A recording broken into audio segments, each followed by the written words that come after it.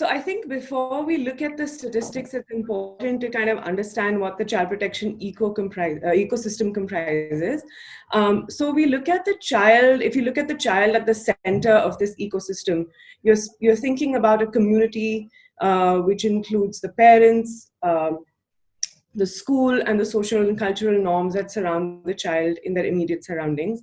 And then you look at law enforcement, judiciaries, rehabilitation services, policies, institutions, and organizations that pump in resources and technology into the space.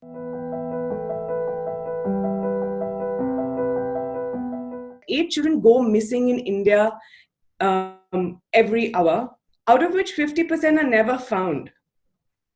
In 2018 alone, we saw 67,000 children go missing, out of which 70% were girls. This is government data. So as per government data, and this is a bit dated, but as per government data, there are 12 lakh minors in prostitution today, 12 lakh. On an average, it is understood that one child has about 10 sexual encounters a day. If we were to even halve it, that is 60 lakh child rapes a day in an organized manner that people pay money for and make money off. 60 lakh rapes. And these don't get reported. These are part of an organized crime. There are 30 lakh children in child labor today, as per government statistics. Do you know the number of cases under child labor that were registered in 2018?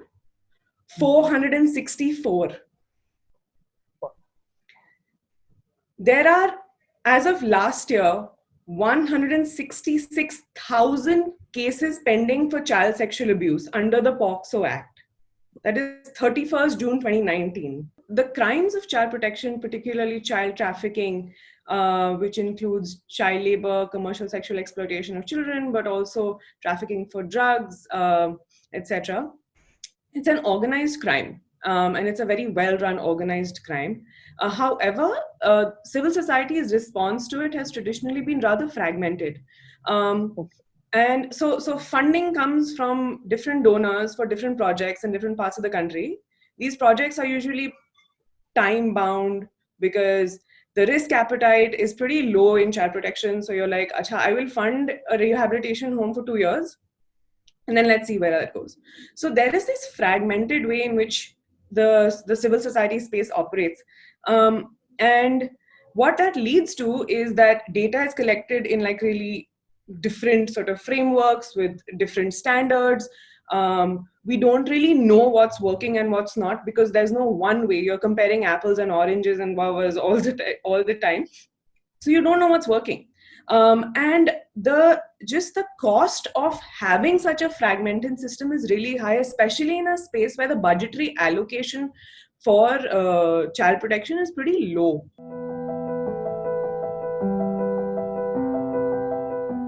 ICPF stands to at this sort of unique position where, well, at the core of it, we're a re-granting fund. So the idea is that our anchor funders, and more will come along as time passes, but our anchor funders, SIF and British Asian Trust, came together with the founder to basically be able to organize resources into a national strategy to solve the problem. So we don't look at different parts of the ecosystem as like, this is what we do, this is what we don't do. We'll do whatever it takes. And that is why the approach to the programs and to the investments is sort of built out like that. So we are very conscious that we want to open up this space. We want to make it a level playing field. We want to be able to include people who don't speak English, who can't format on Word, who are not based in Delhi or Mumbai or Bangalore or any of the big cities, who are working on the ground, understanding the different complex factors that drive issues of child protection. If I were to sort of break down the approach that we're looking to take on, very, very briefly. So like I said, we're a re-granting organization. So the core sort of function is funding. And we're looking at ways in which we can innovate on that space to be able to include a lot more people and to be able to give money in a strategic way such that you're looking at a solution rather than sort of short-term projects. And to supplement that, we're looking to build a very, very robust capacity building function. So almost a service for people who we fund to be able to support them with everything that they need, whether it's capacity building, hiring, writing reports, communications. Very quickly in terms of programs, in terms of first 5 years, what we're looking to invest in, because I know a lot of folks might be interested in that, is so one is sort of working with CSOs and supporting CSOs to reduce the pendency of child sexual abuse cases in court. So there are 389 exclusive POCSO courts that are being established as per Supreme Court judgment last year. And we will be working with CSOs who can support survivors and their families with everything from legal aid to mental health, social, psychosocial support to be able to reduce pendency and increase convictions.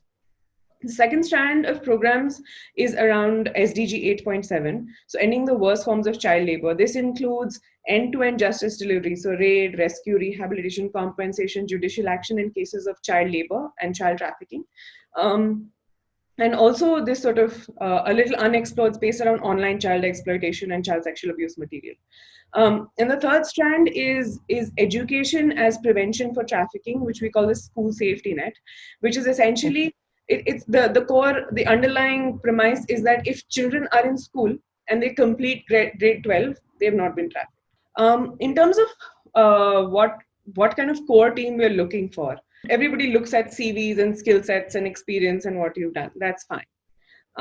I think we are looking for people who want to solve the problem and have the culture fit to serve an ecosystem. Looking for people who are looking to solve the problem. Bring everything you have. It doesn't matter what your CV says or what college you went to, or like we are not looking for that kind of like elite profile in that sense. There needs to be a deeper connect with just wanting to do the work and do it really well. So you have to be able to sort of think broadly, you have to think critically, you want to have to solve the problem. Thinking like our sector has traditionally thought in terms of projects and donors and reports is not enough anymore. Yeah. Working in a really hard to operate place emotionally, psychologically. We want to be a happy place where people want to come to work. We want to be a place where people will stay and they will build and they will learn and they will falter, but we will do it together because we're in this together. There's so much to do. There is so much to solve. And I think that's truly like what's driving me right now, that the meaning you find in being able to solve things that can improve people's lives, not in like a charity kind of way, but like we all live in this world, we need to make it a better place kind of way.